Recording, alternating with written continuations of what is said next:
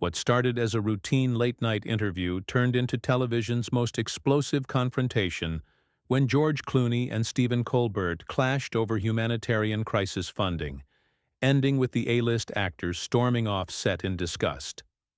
The Late Show studio buzzed with its usual pre-show energy as crew members made final adjustments to lighting and camera angles. George Clooney sat in the guest chair, casually adjusting his tie while exchanging pleasantries with the production team. The Oscar-winning actor and director had appeared on countless talk shows throughout his career, but tonight would be different. Tonight, Stephen Colbert had an agenda that went far beyond promoting Clooney's latest film. As the show's opening theme music faded and the audience applause died down, Colbert delivered his monologue with characteristic wit and timing. The crowd responded enthusiastically to his political jabs and cultural observations, completely unaware of the storm brewing behind the scenes. Production assistants had whispered among themselves about Colbert's unusual preparation for this particular interview, noting how he'd spent extra time reviewing talking points that seemed to have nothing to do with Clooney's current projects.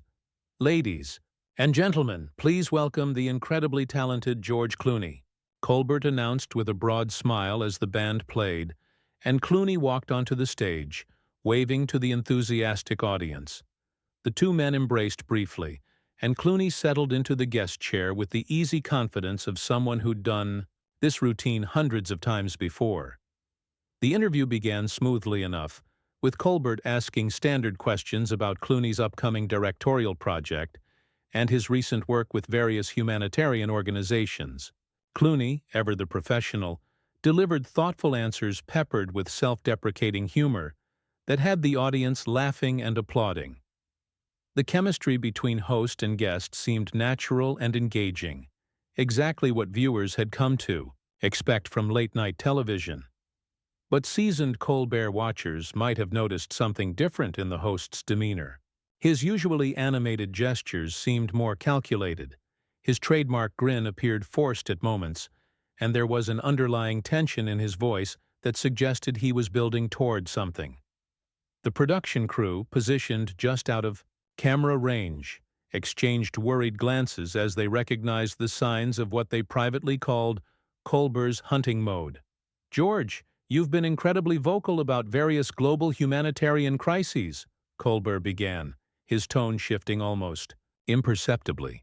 "You've donated millions of your own money and used your platform to raise awareness for causes in Sudan, Syria, and other conflict zones. That's admirable work." Clooney nodded graciously. "Thank you, Stephen. I think when you have a platform and resources, there's a responsibility to use them for something meaningful. These aren't political issues. They're human issues." "Human issues, absolutely," Colbert agreed, but his smile didn't quite reach his eyes. "But here's what I find interesting, George. You've been very selective about which human issues get your attention and your considerable financial backing. Some might say there's a pattern to your activism that reveals more about your personal politics than your humanitarian concerns." The studio audience fell silent, sensing a shift in the conversation's tone. Clooney's expression remained pleasant, but those who knew him well could detect the slight tightening around his eyes that indicated his guard was going up. "I'm not sure I follow your point, Stephen," Clooney replied carefully. "I support causes where I believe I can make a genuine difference, where the need is greatest, and where my involvement might actually help save lives." Colbert leaned forward slightly, his posture becoming more aggressive. "But isn't it curious how your humanitarian efforts seem to align so perfectly with certain geopolitical narratives? Take your work in Sudan, for instance. You were front and center advocating for intervention, speaking at the UN, meeting with world leaders. Very high-profile stuff.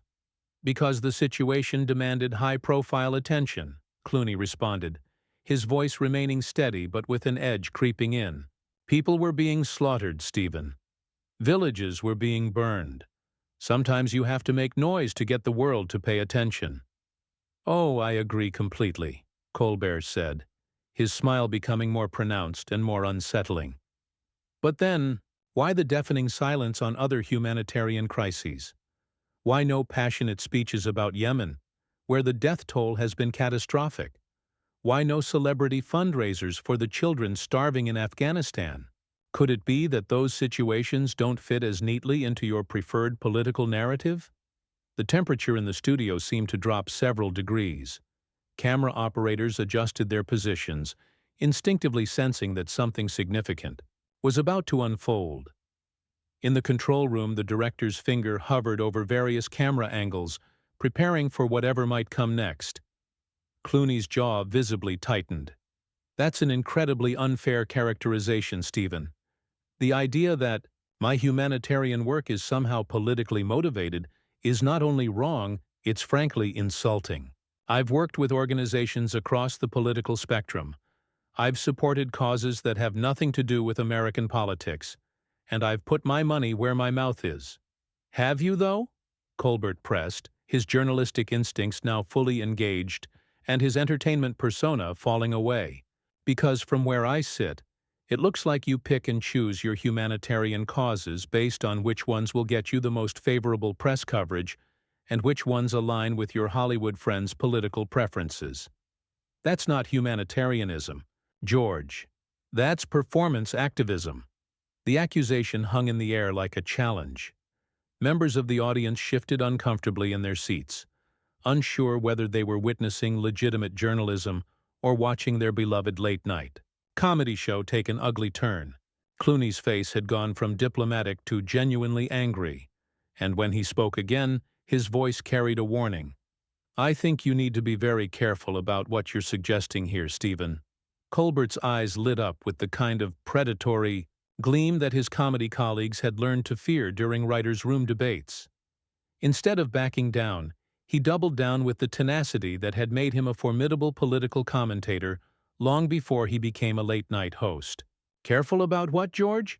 Asking questions that make you uncomfortable? Pointing out inconsistencies in your public persona? Colbert's voice rose slightly, and the studio audience could feel the electricity crackling between the two men. You came on my show, presumably to promote your work and your causes. Well, this is me asking about your causes. Clooney shifted in his chair, his Hollywood polish beginning to crack under the pressure.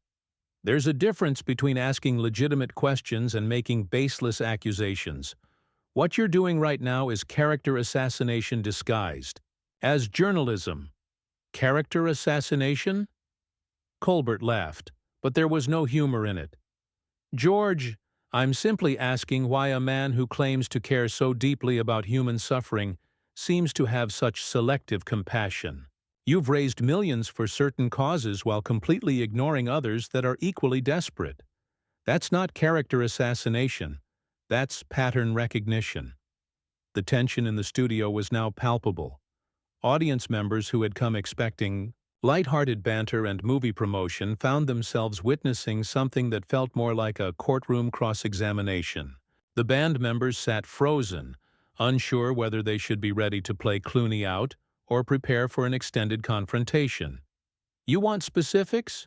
Colbert continued, pulling out a stack of notes that he'd clearly prepared in advance. Let's talk about your silence on the humanitarian crisis in Myanmar. 2 years of genocide, millions displaced, and not a single statement from George Clooney. But when there was an opportunity to criticize a Republican administration's foreign policy through your Sudan work, suddenly you found your voice. Clooney's face flushed red. That is absolutely not how any of this works, Stephen. The situations are completely different. The access points are different. The organizations involved are different. You're oversimplifying complex geopolitical situations to make some cheap political point. Am I? Colbert shot back. Or am I pointing out that your humanitarian brand is just that? A brand? Carefully curated, politically calculated, and designed to enhance your reputation rather than actually solve problems? The accusation struck like a physical blow. Clooney stood up from his chair, towering over the seated host, his famous composure finally cracking completely. How dare you question my commitment to saving lives? Do you have any idea what I've seen? What I've witnessed firsthand? The children I've held who were dying from malnutrition? The women who've been brutalized? But Colbert wasn't intimidated by Clooney's physical presence or emotional appeal. If anything, he seemed energized by having finally gotten under the actor's skin. "I'm sure you've seen terrible things, George, but you've also made sure the cameras were there to capture your reaction to those terrible things. You've turned human suffering into photo opportunities." "That's enough," Clooney's voice boomed through the studio, causing several audience members to gasp audibly. "I've dedicated years of my life and millions of my own money to causes I believe in. I've used my celebrity to shine light on situations that desperately needed attention. And you have the unmitigated gall to sit there and suggest it's all been for show?" The host remained seated but leaned back in his chair with obvious satisfaction at having provoked such a reaction. "George, I'm not questioning your financial contributions. I'm questioning your motives and your consistency. You can't claim to be above politics when your humanitarian work follows such predictable political lines." "Predictable political lines?" Clooney repeated, his voice dripping with disgust. "These are human lives we're talking about, not talking points for your monologue. People are dead, Stephen. Children are orphaned. Families are destroyed. And you want to reduce that to some kind of political chess game?" "I want to reduce it to honesty," Colbert replied coolly.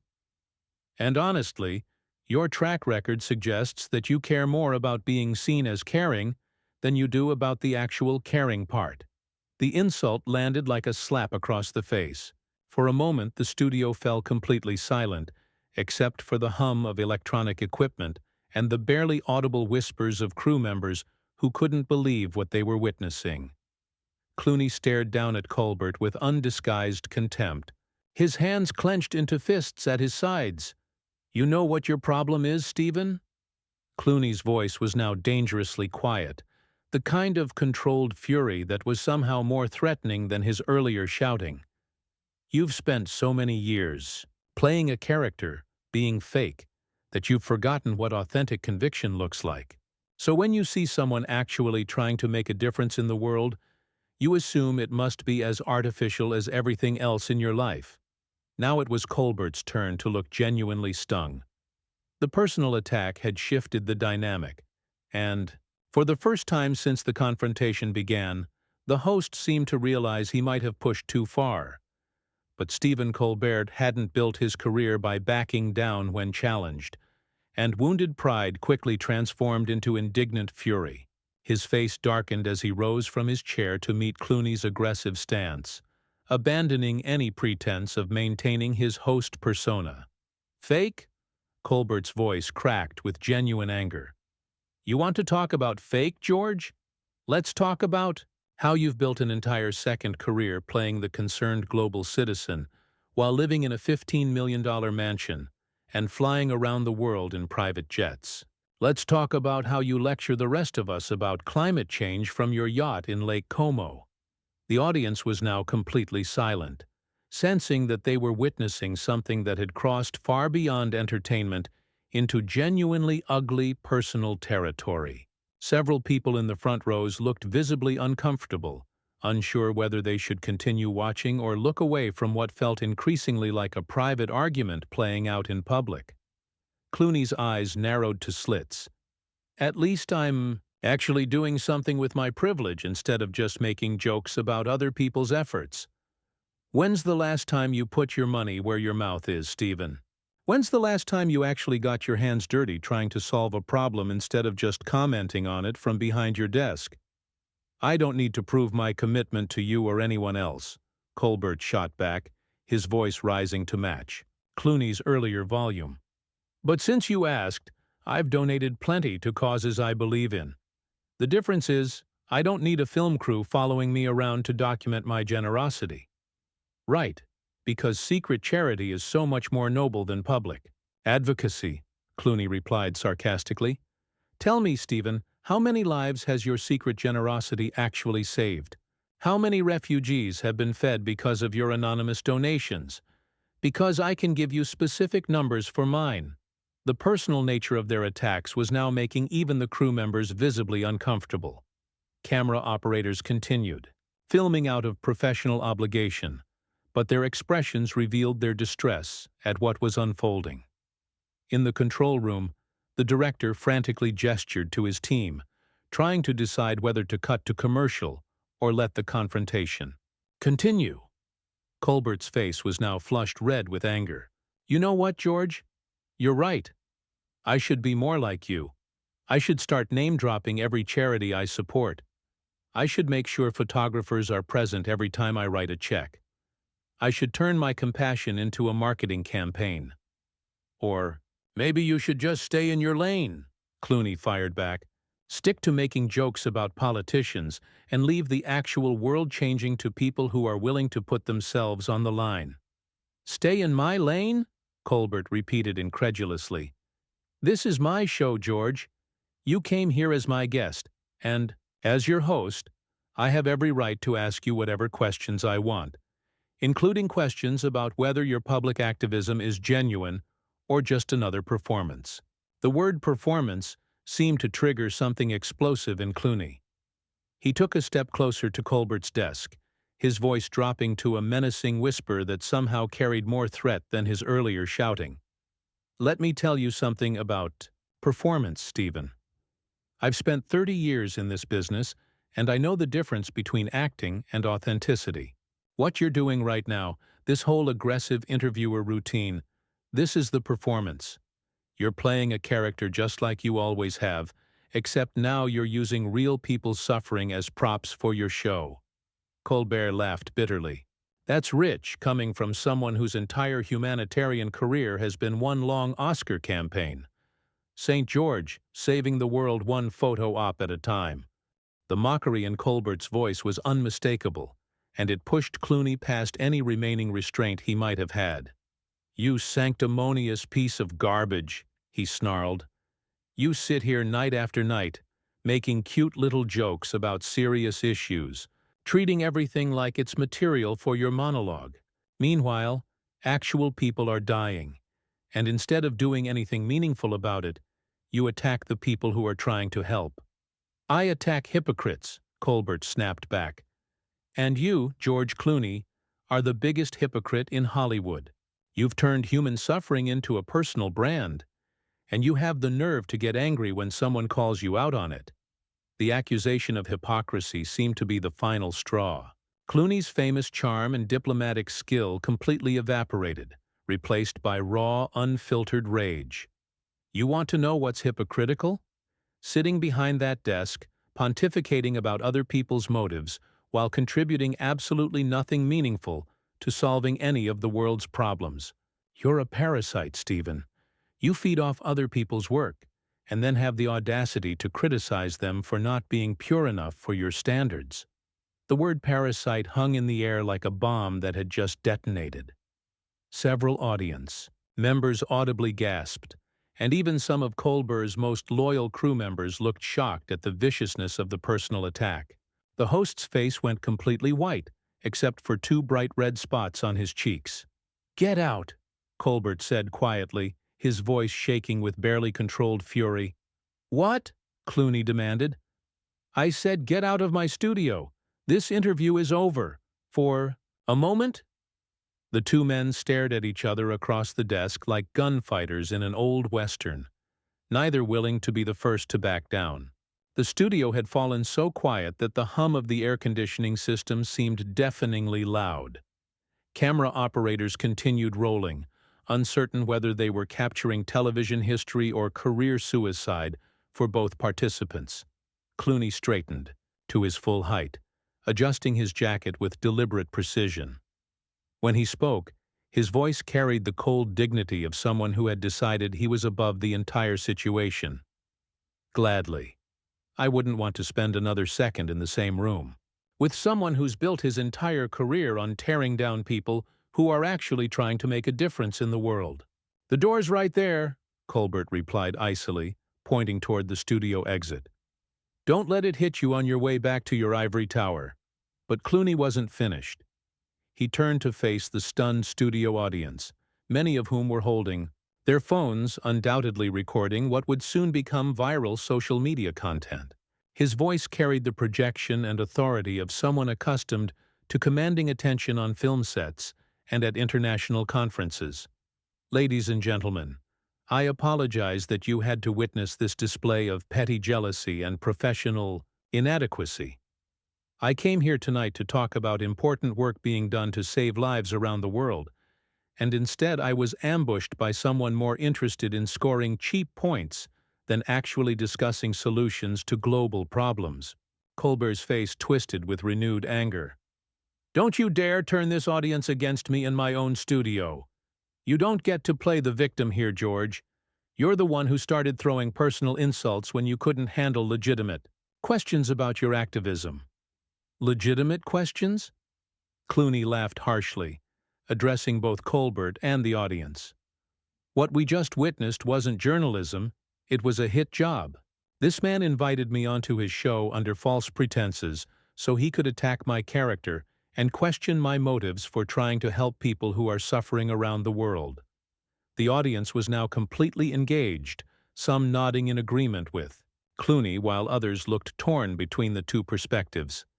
The divide in the studio seemed to mirror the broader cultural tensions that would soon explode across social media platforms. Colbert moved out from behind his desk, closing the physical distance between himself and his departing guest. You know what, George? You're absolutely right about one thing. I did plan this confrontation because someone needs to call out the performative activism that passes for genuine humanitarian work in Hollywood these days. Performative activism, Clooney repeated with disgust. From someone whose entire career is literally performance. The irony would be funny if it weren't so pathetic. At least I'm honest about what I do, Colbert shot back. I make jokes and comment on current events.